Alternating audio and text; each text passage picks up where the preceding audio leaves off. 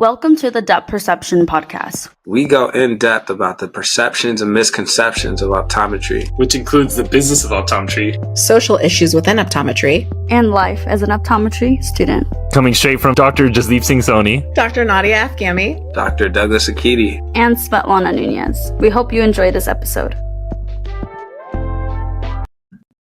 Hey, welcome to the podcast. Welcome back, guys. We are here joined with an amazing guest. Man, I'm excited today because we have your favorite optometrist. Your optometrist's favorite optometrist, if that makes sense. Yeah. We have with us today Dr. Darryl Glover. How are you doing today? Yay. I'm doing fantastic. Super excited to be here with a panel and a team of nothing but rock stars and just, the next wave of KOLs and just game changers. It's an honor and a pleasure to be a part of this show. And I just want to give you guys your flowers, because you guys are doing some game changing things. You are breaking down barriers. And, even prior to this show getting started, I was telling you that I was just impressed by all the diversity that's a part of the depth perception. And I think that's something that's needed because we got to make sure that the industry sees all backgrounds and hears from all walks of life. That way we can continue to push this profession forward. So I just want to say thank you for all that you do. But I'm ready to get this party started and have a conversation with you guys as well. So let's get it moving. Well, there would be no us if there was no you, Dr. Glover, for sure, right? Because you've been a mentor to us from the beginning, of course. And I know even from the very first pod, we always reached out to you and you've been great with feedback and just really guiding us, and me in particular from the beginning, right? I've known you from my first year of optometry school, which was a great 7 years ago now. So we're all glad to kind of know and love you and have also seen you grow as long as we grow as well. So thank you for really putting yourself out and kind of being a pioneer, just like we told Herbir as well. Just we look up to you guys too. Nadia, that means so much. We definitely appreciate it. All right, so we want to get started. If people don't know, we want to know your background, your history, like what brought you to optometry and, what have you done thus far? But first let's start from the beginning. So, let's take it back to the beginning, right? I was born in Detroit, Michigan, which a lot of people don't know. That's a fun fact. But I was raised in Raleigh, Durham, North Carolina, where I reside to this day. Over my time, I've lived in Raleigh, Durham, Philadelphia for optometry school, Orlando, Florida. I finished high school down there. Then I came back to North Carolina. Then I lived in Lagos, Nigeria a little bit. And now I'm back in North Carolina. And I got started in eye care by needing a job when I was an undergrad. I needed some money. I needed some money to go out, turn up, take my wife out to get some food. And I needed a job. So I started selling glasses. And I remember like it was yesterday. I was the first weekend and this gentleman came in and he had that just crazy look on his face. And I was like, man, what is going on with this guy? And he kind of threw his glasses across the table at me and said, I need a new look. And at that age, I was ready to turn up. I'm like, why is he throwing something at me, right? But long story short, we found him a pair of glasses. He came back an hour later or a week later. I can't remember what it was at that time. It's been many, many moons. And he picked up the glasses and he put them on and he looked at me with that rough face again. And then he kind of looked to the left and he looked to the right and he looked back at me and then he smiled. And that smile pierced my heart. And at that time I said, man, this is my calling. This is what I want to do. But I don't want to sell glasses. I don't want to just do that. I want to be the one that writes the prescription for the patients that come through because I want to create the state of happiness. And ever since then, that's kind of been my purpose, to create the state of happiness through the art of vision. So every day I wake up, I try to create that happiness with the people in front of me, whether it's a colleague, whether it's a patient, and try to make that magic happen. But that's the quick version of how I got into the wonderful world of eye care. Yeah. How did you go into the industry of the whole thing? You've been really popular going with the Defocus route. Yep. You've really been able to reach out to many companies. What was the passion behind that part of it? Well, I think we got to take a step back, right? I think, when I was selling glasses, I learned how to really master communication. I learned how to really build relationships. And I learned how to really develop mentors over time.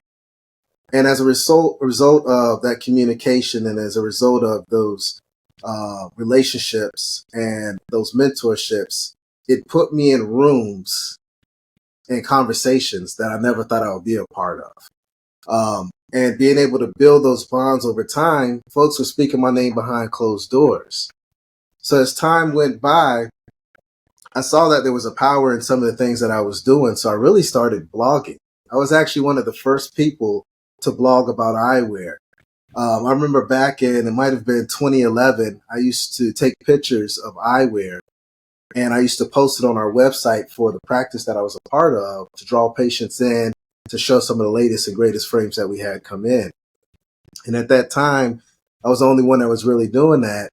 And I got a hit from a company, and that company was Europa. And the brand that I was writing about was Scott Harris. And I went to Vision Expo and I met Scott Harris. I didn't even realize it was him, but they were looking for me because they couldn't figure out the face that was writing the content. So that was one of those powerful moments where I realized that the relationships, the communication, the partnerships, and the blogging could really build something great. And from there, it just kind of took off. From that conversation, the same thing took place with Sir Oliver Goldsmith, who was a famous eyewear designer based out of the UK. And he kind of took me under his wing in regards to educating me about eyewear and some of the industry and things like that. But kind of fast forwarding to get more to your question, Defocus Media was really birthed out of social media management. Jen and I, we both went to Transitions Academy. We were some of the first change agents to ever kick off. And Jen was like, you got to come with me down to Florida. I was like, for what? She said, so we can go to Transitions Academy. I said, Transitions? That's for old folks. I'm not doing that mess. And, I went to Transitions Academy, and I'm going to be honest with you, it changed my life. Ever since then, I've been rocking transitions since that date.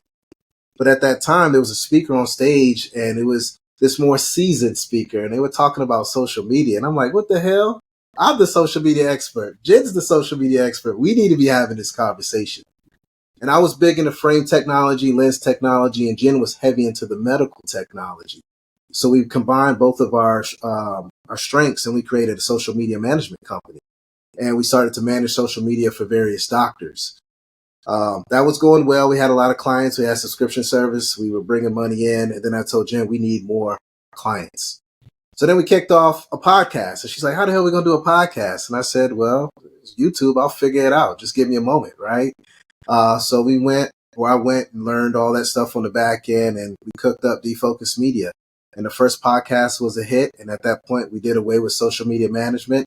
And from there, we kind of blew up with Defocus Media. And we knew we had something at that time.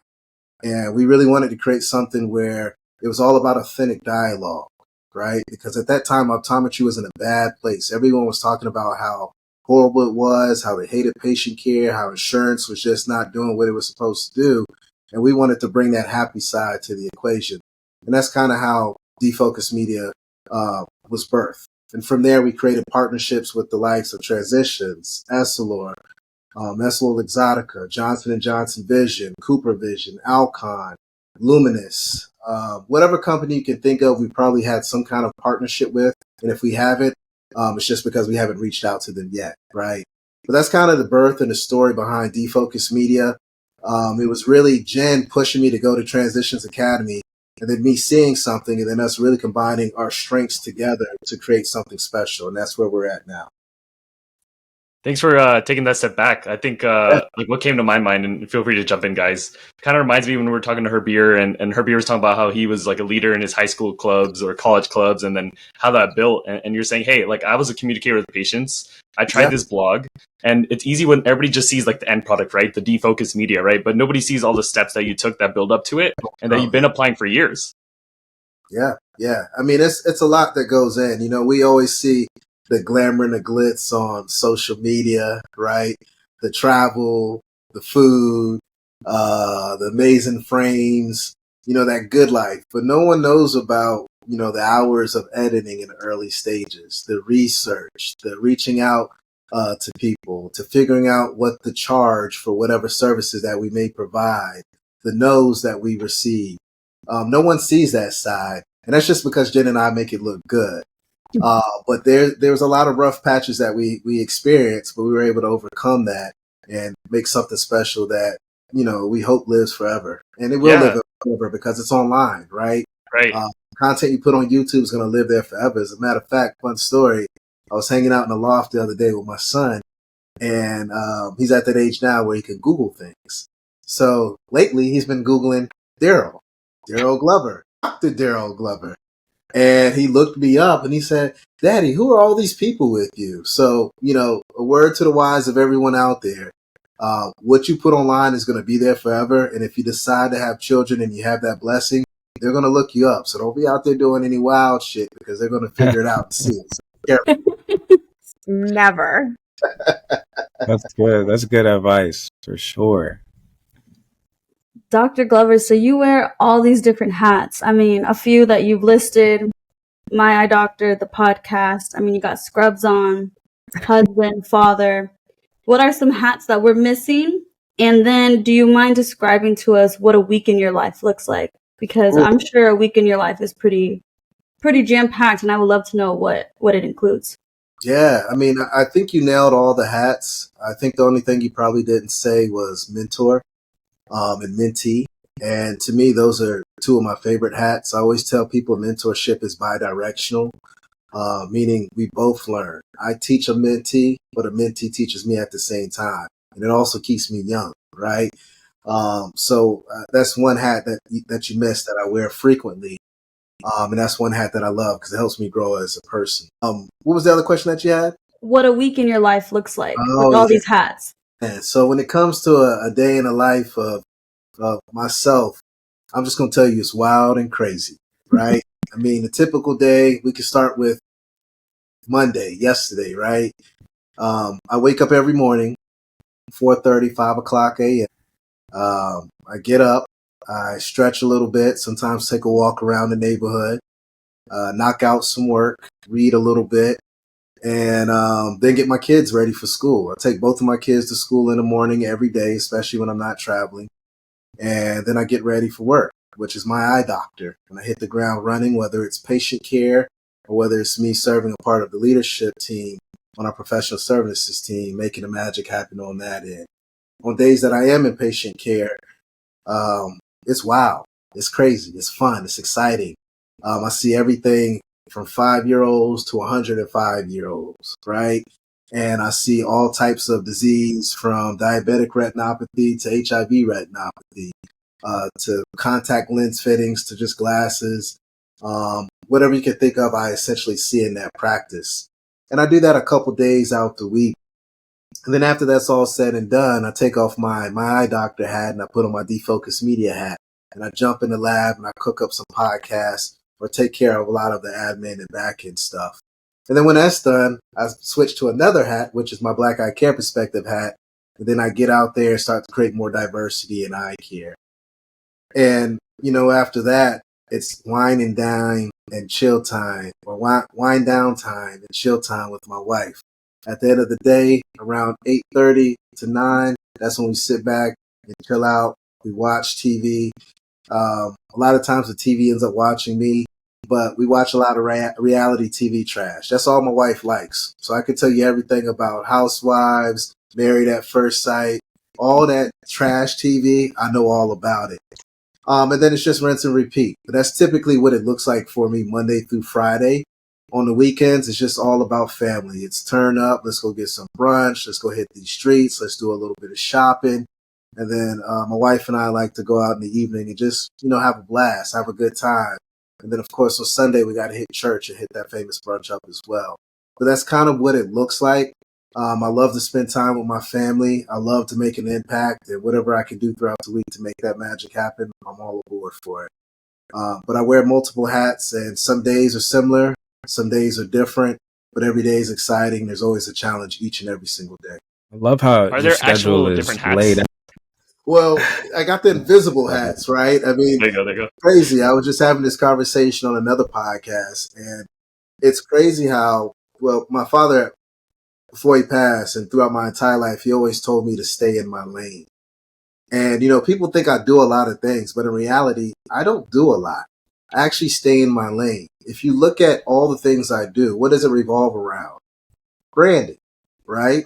You think about my role at my eye doctor. I serve as an optometrist, yes, but I'm also our program director for brand engagement and inclusion. So essentially, I go around the entire country to all the schools, to all the conferences, every now and then a market visit, and I shake hands and kiss babies and tell people how great my eye doctor is, right? I'm pushing the brand forward. When you look at Defocus Media, what am I doing? I'm pushing our profession forward, right? The brand of optometry. I'm educating about the latest trends, the technology to help my eye care professionals to excel in that exam lane, but not just professionally, but also personally as well. And again, that's a brand. When you look at Black Eye Care Perspective, what is that? It's a brand. It's a brand to push the profession forward, to create more diversity within our field. So you can see how all these things overlap. So a lot of times when I have a conversation, they may ask me about something about my eye doctor, but then they say, hey, I want to be on the podcast and talk about this product. Hey, we need more diversity. What can we do with Black Eye Care Perspective? So we can have one conversation in 30 minutes and it covers all those different entities, and I'm able to create value for them in all kinds of ways. So I have multiple hats that I wear, and I literally in one conversation do this and say, I'm changing my eye doctor hat and I'm putting on my Defocus Media hat. I'm changing my Defocus Media hat and I'm putting on my whatever hat that may be next, essentially. We like that you brought up the Black Eye Care Perspective, because we really wanted to chit chat with you about that as well. Because again, you mentioned to us, I don't know if it was at the beginning of the pod or not, but that, we have a very diverse group here, and we really do need to see more people like us in the industry and everything. And tell us how that program came about, because I know it kind of blew up around, the pandemic and everything. And tell us what you guys are doing with it and what we can expect next. Yeah. So thank you again for the opportunity to have this conversation, because this is something I'm truly passionate about. Believe it or not, Black Eye Care Perspective was actually started before the pandemic in 2019 by myself and Dr. Adam Ramsey. I'm not going to lie. I lived in a bubble when I was selling glasses, being a technician, because I had one doctor in front of me that was just a rock star, and he just happened to look like me as well. So I thought the entire world of optometry was the same. But what happened was, when I got out of school and I saw how many people in my class that looked like me, there were very few. And when I started practicing, I noticed there was really next to none. So I met up with this guy. Y'all might know him. His name is Adam Ramsey. Tall guy, always wears a big hat, loud as hell, right? Different hats there, yeah. Yeah. So, Adam Ramsey and I, we started the chat online. And he kept jumping in my DM saying, hey, man, we got to meet at a conference. And I was kind of, like stiff arming him, like, yeah, this dude's kind of kooky. I don't know about him, man. He keeps harassing me, right? So long story short. That's so fun. Dr. Ramsey, if you're listening. He knows the real deal. I got the receipts, But, long story short, he finally messaged me. He said, hey, man, let's meet up at a conference. I'll buy you a drink. And I said, I'm sold. I'm cheap. All right. Yeah, let's go. So, we meet up at a conference, and him and I are walking around, and we look around, and there's thousands of people there. And then him and I realize we're the only two black faces there. And we were like, holy crap, this is crazy. So we were like, man, we need to do something about this. So we were very intentional and we were very targeted to really help create more black representation in eye care. And that's kind of where Black Eye Care Perspective was birthed. It was all about just not seeing ourselves and knowing that we needed to do a better job as a profession. So we wanted to take complete responsibility for that. And Black Eye Care Perspective is essentially a nonprofit that was created to increase black representation, but also foster lifelong relationships with the eye care industry. Our whole purpose is to increase that pipeline of black students, to have more black doctors, to have more black board members, to create more black POP in the offices, to create more black professors. And our whole goal is to match what we call our 13% promise. And that 13% promise was just essentially taken from what the U.S. Census is. There's 13.8% of the population that's Black, and we're like, you know what? Eye care should represent what the population looks like. And our goal has been to be able to get to that number. And over the years, we've increased that number. I know at one point there was only about 2.5, maybe 3% Black representation in optometry schools, and now we're up to about 4 or 4.2, I believe. We're at 2% for Black optometrists, but right now we got a lot coming out over the next year. So as far as practicing optometrists, we're going to see that number go up. We were at a decent number, maybe 4 point something when it came to professors, but now we've actually seen that number drop, right? But we've seen that number drop as a whole in the eye care industry. And then we're seeing a lot of, students having professors that are being stretched simply because there's not enough for them to do all the work that's out there. But with Black Eye Care Perspective, again, it's all about creating that pipeline. Adam Ramsey and I were able to partner with Dr. Jacoby Cleaver and Dr. Essence Johnson, who are two rock stars, and they helped create our pre-optometry club, which is the only known or official pre-optometry club that's a virtual club that was recognized by ASCO. And in that club, our first person that signed up with us was actually my patient. Her name is Avia Dolberry, and I saw her when she was a high school student, and she was kind of the segue into this amazing nonprofit that we have. And you look at today, you know where Avia's at? She's in my office doing her externship in optometry school, going into her 4th year. Amazing. So, Essence Johnson always says, if you see it, you can believe it. And I was the determining factor that Avia looked at to go into optometry school. So we took that and we kind of replicated that. We built up to over 200 something students that are a part of our pre-optometry club that are all Black students. So, that's just a little bit of some of the things that we do, but there's a lot. I mean, I could spend hours on this conversation, but, it's just something that we need. There's a dire need for more Hispanics, and there's fantastic groups out there like Leo that's doing a fantastic job with increasing more Hispanic representation. And there's a lot of great partners out there that's doing their part and partnering with Black Eye Care Perspective. And I want to give a few of them a shout out. Number one, no doubt, my eye doctor doing a hell of a job, allowing me to bring in students to mentor them, providing jobs for them, and all types of other things to really elevate their career. But also Warby Parker, NVI, all of these guys understand the importance of diversity and more Black representation. They've come together to support a lot of our initiatives that we have. Two other major partners that I definitely want to give a shout out to is Transitions Optical. They have done a fantastic job. I sit on their diversity board, and they're putting their money where their mouth is, and they're actually making an impact and making a difference. And we've been able to go to different HBCUs and make an impact and a splash on these campuses and create more awareness of eye care. And then lastly, I want to give a shout out to Johnson & Johnson. When I tell you Johnson & Johnson has taken it to the next level, the amount of time, bandwidth, money, passion that they have poured into Black Eye Care Perspective, honestly, I could say is unmatched. They have a fantastic team, and they understand the importance of creating diversity, and they have been really a true sponsor of our pre-optometry club and have really allowed us to open up the door to a lot of opportunities to a lot of our students that are part of that organization. But that's Black Eye Care Perspective in a nutshell. Again, I could talk about this for days, but the whole thing is to really create more Black representation by building a pipeline so we can have more doctors, more administrators, more folks on board levels, more KOLs. That way we can reflect what the U.S. Census looks like. And always keep in mind, patients want to see themselves when they go into a practice or when they go into a business. And if we can produce more of that, we will see better health outcomes. Statistics have supported that. And how can like somebody listening to the podcast support the initiative for Black Eye Care? So fantastic question. Go to the Black Eye Care Perspective website. That's blackeyecareperspective.com, and go to the donate button. We need money. There's no doubt about that. There's only so much we can do without funding, but funding's going to help us push through with these initiatives and create more Black representation. The other thing is just advertise, not just to Black students, but to every student that walks through your door, the opportunity to shadow you.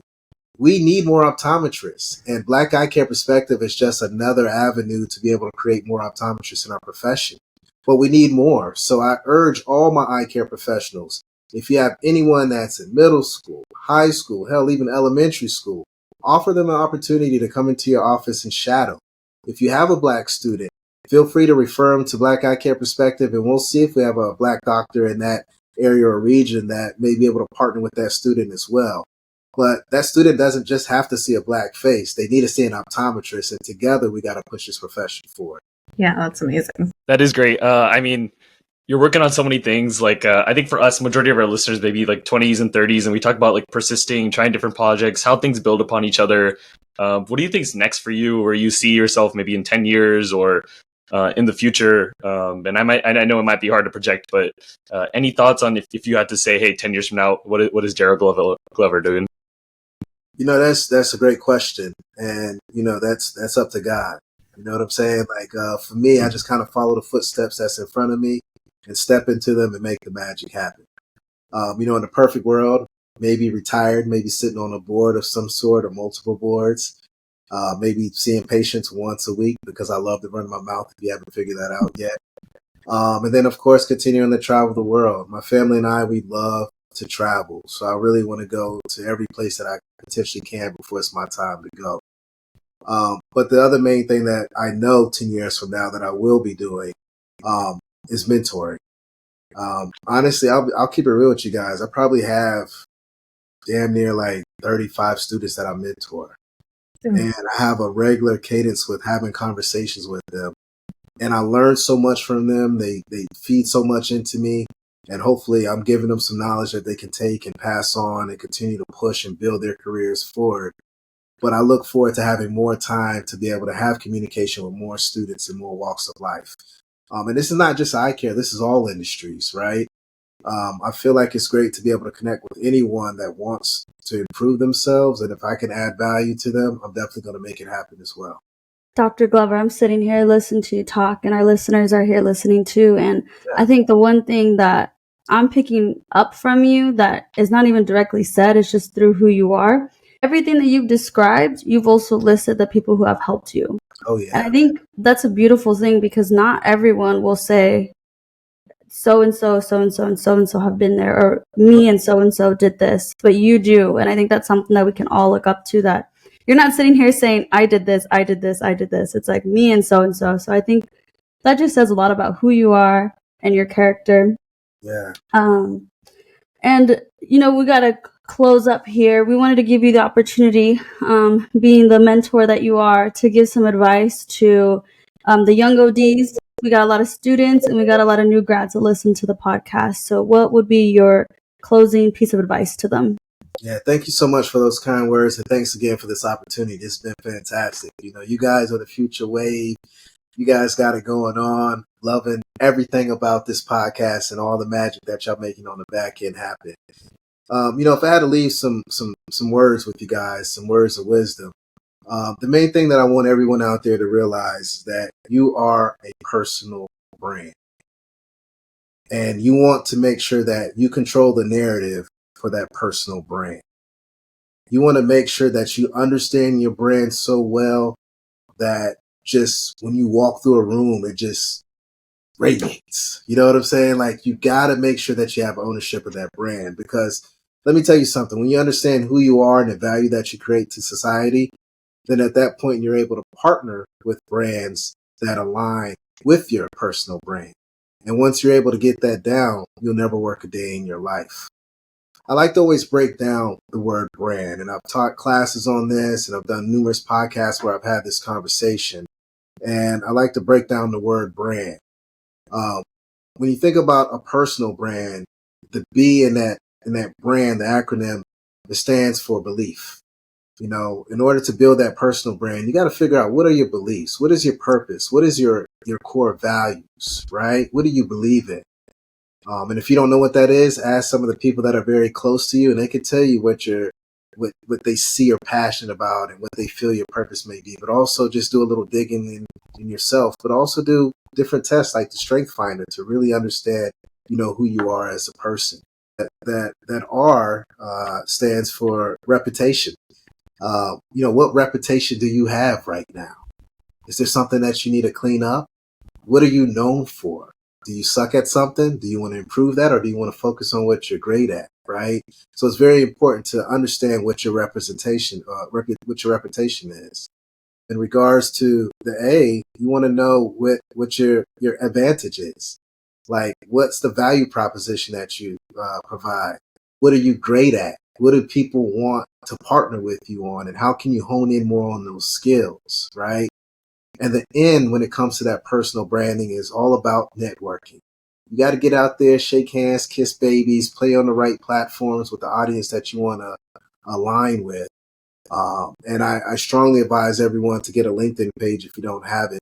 LinkedIn is so powerful. It's all about that business to business, business to doctor, and it's a game changer. I love it because it's an adult playground. You can see exactly what someone does. It cuts out all the BS. You can message them directly. You can form a relationship. And then at some point in time, after you've messaged them virtually, you can meet them in person. And before you know it, they're your best friend, right? And the D stands for deliver.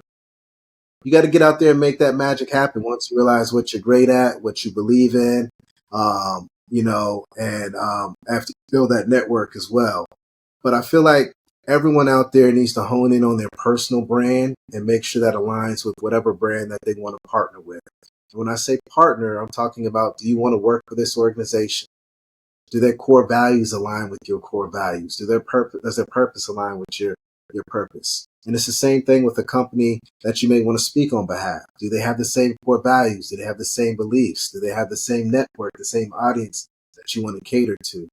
Figure out how to align those two things. And I promise you, you'll never work a day in your life, and you'll add tremendous value, not just personally and professionally, but you'll also add tremendous value to the entire world. So if I had to leave anything, just understand your personal brand and make sure you align it to something that mirrors exactly who you are as a person.